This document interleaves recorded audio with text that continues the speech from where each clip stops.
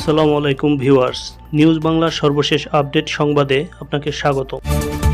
একদিনে আরও 111 ফিলিস্তিনিকে হত্যা করল ইসরায়েল।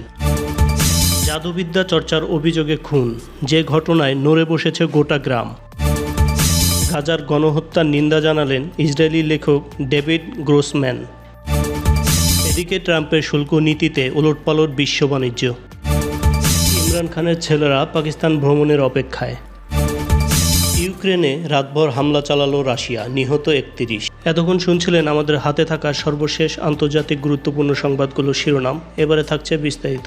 তবে তার আগে অনুরোধ করব, ভিডিওটিতে একটি লাইক করে দিবেন এবং কোন দেশের কোন জায়গা থেকে এই মুহূর্তে আমাদের ভিডিও দেখছেন বা শুনছেন কমেন্টস করে অবশ্যই লিখে দিবেন।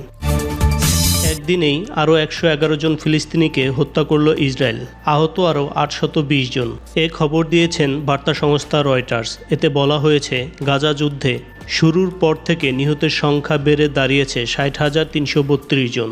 আহত হয়েছেন আরও 1,47,000। এছাড়া চরম খাদ্য ঘাটতির কারণে উপত্যকাটিতে দুর্ভিক্ষ পরিস্থিতি অব্যাহত রয়েছে। শুক্রবার আরও 7 ফিলিস্তিনি অনাহারে প্রাণ হারিয়েছে। এতে অনাহারে ও অপুষ্টিতে মৃত্যুর সংখ্যা বেড়ে দাঁড়িয়েছে 154 জনে। এদিকে গাজার জন্য 40 টনের মানবিক সহায়তা প্রদানের ঘোষণা দিয়েছে ফ্রান্স। দেশটির পররাষ্ট্রমন্ত্রী বলেছেন, ত্রাণবাহী 4টি বিমান জর্ডান হয়ে গাজায় ত্রাণ নিয়ে যাবে। প্রতিটি বিমানে 10 টন করে ত্রাণ থাকবে। তবে তিনি বলেছেন, গাজায় যে মানবিক বিপর্যয় দেখা দিয়েছে তার জন্য এই সহায়তা পর্যাপ্ত নয়। জাদুবিদ্যা চর্চার অভিযোগে খুনের ঘটনায় হতবাক হয়ে পড়ে ভারতের একটি গোটা গ্রাম। ঘটনার 3 সপ্তাহ অতিবাহিত হয়েছে। বেঁচে ফিরে আসা ব্যক্তিরা এখনও ওই ঘটনার ট্রমা থেকে বের হয়ে আসার চেষ্টা করছেন। এ খবর দিয়েছেন অনলাইন বিবিসি। এতে বলা হয়েছে, মনীষী দেবী নামের এক নারী বলেছেন, 6 জুলাইয়ের রাত ছিল তার জীবনের সবচেয়ে ভয়াবহ রাত। রাত 10টার দিকে একদল লোক তার আত্মীয়ের বাড়ির বাইরে জড়ো হয়। ভোরের দিকে ওই বাড়ির 5 সদস্যকে মৃত অবস্থায় পাওয়া যায়। এর মধ্যে 71 বছর বয়সী এক বৃদ্ধাও ছিলেন। জাতীয় অপরাধ রেকর্ড ব্যুরোর মতে, ভারতে 2000 থেকে 2016 সালের মধ্যে জাদুবিদ্যার সঙ্গে সম্পর্কিত থাকার সন্দেহে 2500 মানুষকে খুন করা হয়েছে। এর বেশিরভাগই নারী। তবে তেদগামায় এক পরিবারের 5 জন সদস্য নিহতের ঘটনায় জনমনে চাঞ্চল্য সৃষ্টি করেছে। প্রচারকর্মী বলেছেন, ভারতের অনগ্রসর উপজাতিদের মধ্যে জাদুবিদ্যা বিশ্বাসের প্রবণতা বেশি। ভুক্তভোগী ও অভিযুক্ত উভয়ই ওরাও উপজাতির। তেদগামার সড়কে এখন নীরবতা, কিছু বাড়ি তালাবদ্ধ। বিবিসি বিস্তারিত জানার জন্য ভুক্তভোগীর আত্মীয় ও পুলিশের সঙ্গে এ বিষয়ে কথা বলেছেন। মনীষা দেবী বলেছেন, তিনি হট্টগোল শুনতে পান এবং বাবুলাল ওরাওয়ের বাড়িতে একটি বিশাল ভিড় দেখতে পান। ওই ঘটনায় বাবুলালের স্ত্রী সীতা দেবী, ছেলে মঞ্জিত ও পুত্রবধূ রানী দেবীও খুন হয়েছেন। বাবুলালের ছোট ছেলে শুধু প্রাণে বেঁচে গেছে। পুলিশ রামদেব ওরাওকে প্রধান অভিযুক্ত হিসেবে উল্লেখ করেছেন। বলা হয়েছে, রামদেবের ছেলে অসুস্থ হওয়ার 10 দিন পর মারা যায়। তবে রামদেব এর জন্য কাটো দেবী ও তার পরিবারকে দায়ী করেন। তিনি অভিযোগ করেন, কাটো দেবী ও তার পরিবার জাদুবিদ্যার মাধ্যমে তার ছেলেকে খুন করেছে।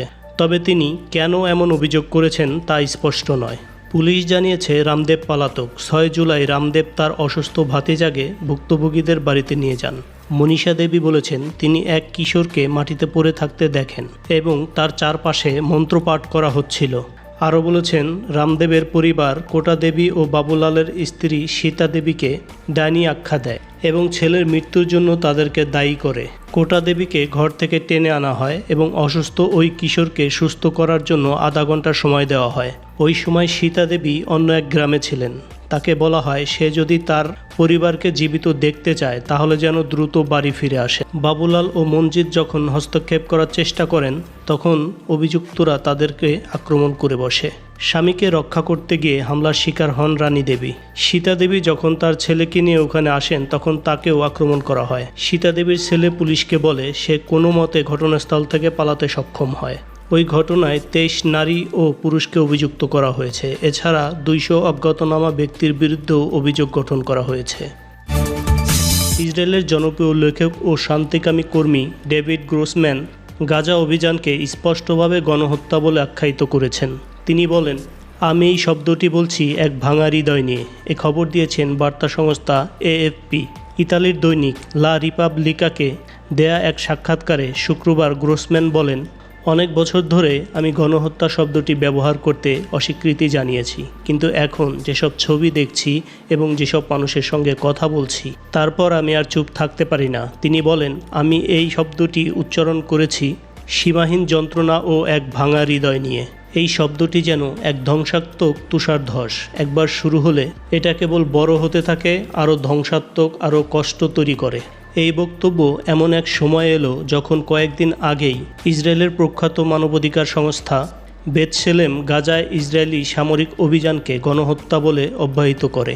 চারদিকে যখন গাজার জনগণের উপর ক্ষুধা ও অবরোধের ভয়াবহতা নিয়ে বিশ্বজুড়ে উদ্বেগ বাড়ছে, তখন গ্রোসম্যানের এই বিবৃতি তাৎপর্যপূর্ণ। ডেভিড গ্রোসম্যানের সাহিত্যকর্ম শতাধিক ভাষায় অনুদিত হয়েছে, বহু আন্তর্জাতিক সাহিত্য পুরস্কারও পেয়েছেন তিনি। 2018 সালে তিনি ইসরায়েলের সর্বোচ্চ সাহিত্য পুরস্কার ইসরায়েল প্রাইজ ফর লিটারেচার লাভ করেন। তিনি এই পুরস্কার লাভ করেন তিনি 3 দশকেরও বেশি সময়ের সাহিত্য অবদানের জন্য।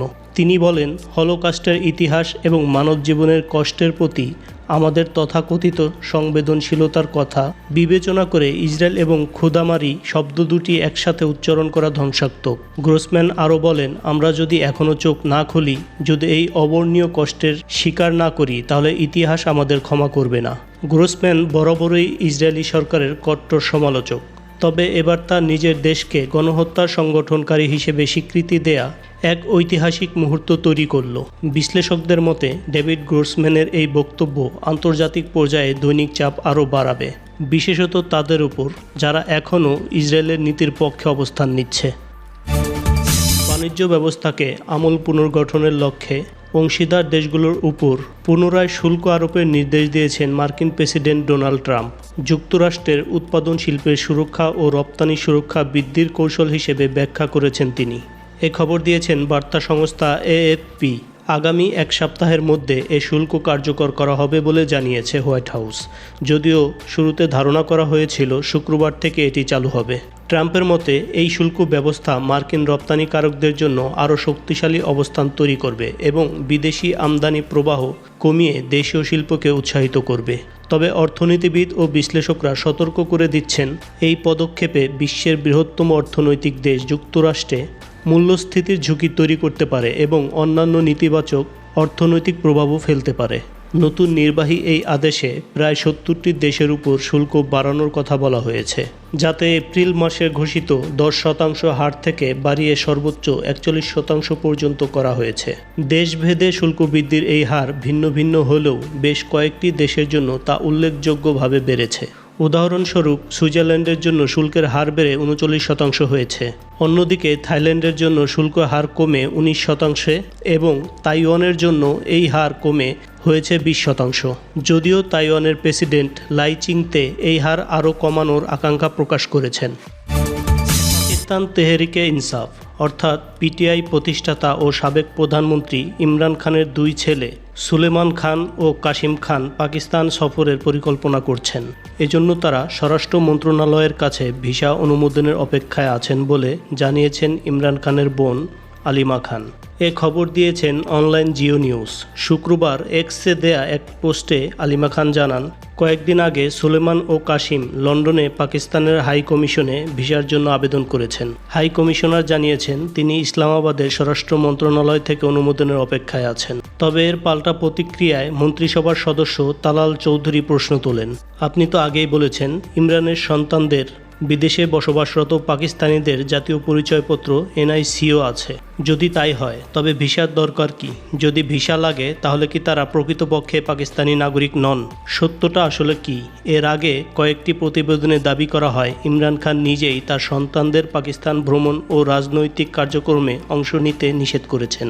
তবে পিটিআই এই প্রতিবেদনগুলোকে মিথ্যা দাবি করে বলেছেন, সুলেমান এবং কাসিম অবশ্যই তাদের বাবাকে দেখতে পাকিস্তানে আসবেন, এ নিয়ে কোনো সন্দেহ নেই।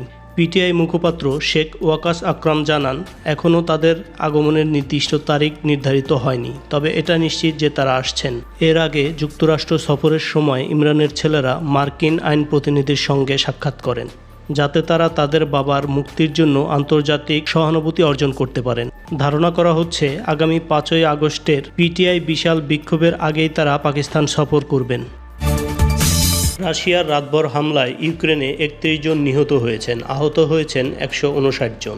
নিহতদের মধ্যে 5 জন শিশুও রয়েছে। বৃহস্পতিবার ইউক্রেনে 300 ড্রোন হামলা চালায় রাশিয়া, এ খবর দিয়েছেন বার্তা সংস্থা রয়টার্স। এতে বলা হয়েছে একটি ভবনের ধ্বংসস্তূপ থেকে ডজন খানেক মৃতদেহ উদ্ধার করা হয়েছে। শুক্রবার 24 ঘন্টা ধরে চলা উদ্ধার অভিযান শেষ করার বিষয়টি নিশ্চিত করেছেন ইউক্রেনের প্রেসিডেন্ট জেলেনস্কি। তিনি এ সময় আরও বলেন, ক্ষতিগ্রস্তদের সকলকে সহায়তা প্রদান করা হবে। ইউক্রেনের দ্বিতীয় বৃহৎ শহর খারকিভে শুক্রবার ড্রোন হামলায় 10 জন আহত হয়েছেন। এর মধ্যে 3 জন শিশু রয়েছে, 5 জনকে হাসপাতালে ভর্তি করা হয়েছে। কিয়েভে সবচেয়ে বেশি ক্ষতিগ্রস্ত হয়েছে পশ্চিম কিয়েভের একটি ভবনে। এছাড়াও রাজধানীর অন্য 3টি শহরের ক্ষয়ক্ষতির খবর পাওয়া গেছে। এদিকে মার্কিন প্রেসিডেন্ট ডোনাল্ড ট্রাম্প বৃহস্পতিবার রাশিয়ার হামলার নিন্দা জানিয়েছেন। তিনি বলেন, তিনি নিশ্চিত না আদৌ রাশিয়াকে নিষেধাজ্ঞার মাধ্যমে থামানো যাবে কিনা। তিনি রাশিয়ার প্রেসিডেন্ট পুতিনকে 8 আগস্ট পর্যন্ত সময় দিয়েছেন চুক্তিতে পৌঁছাবার জন্য। পুতিন যদি চুক্তিতে সম্মত না হয় তাহলে অর্থনৈতিক চাপ দেওয়ারও হুমকি দেন ট্রাম্প। 65 বছর বয়সী নাতালিয়া বলেছেন, ট্রাম্পের কঠোর বক্তব্যে তিনি অবশ্য খুব একটা বিশ্বাস করেন না।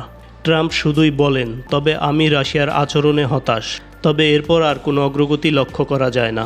এদিকে শুক্রবার ট্রাম্প বলেছেন, রাশিয়ার সাবেক প্রেসিডেন্ট দিমিত্রি মেদভেদেবের হুমকির জবাবে তিনি 2টি পারমাণবিক সাবমেরিন যথাযথ অঞ্চলে স্থানান্তরের নির্দেশ দিয়েছেন। সম্মানিত ভিউয়ার্স, শতভাগ সত্য এবং নির্ভরযোগ্য সংবাদ সবার আগে জানতে আমাদের সাথেই জুড়ে থাকুন।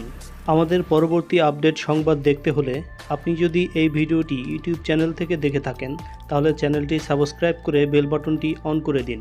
আর যদি ফেসবুক পেজ থেকে ভিডিওটি দেখে থাকেন তাহলে আমাদের পেজটি ফলো করে বেল বাটনটি অন করে দিন পরবর্তী ভিডিওর নোটিফিকেশন পাওয়ার জন্য।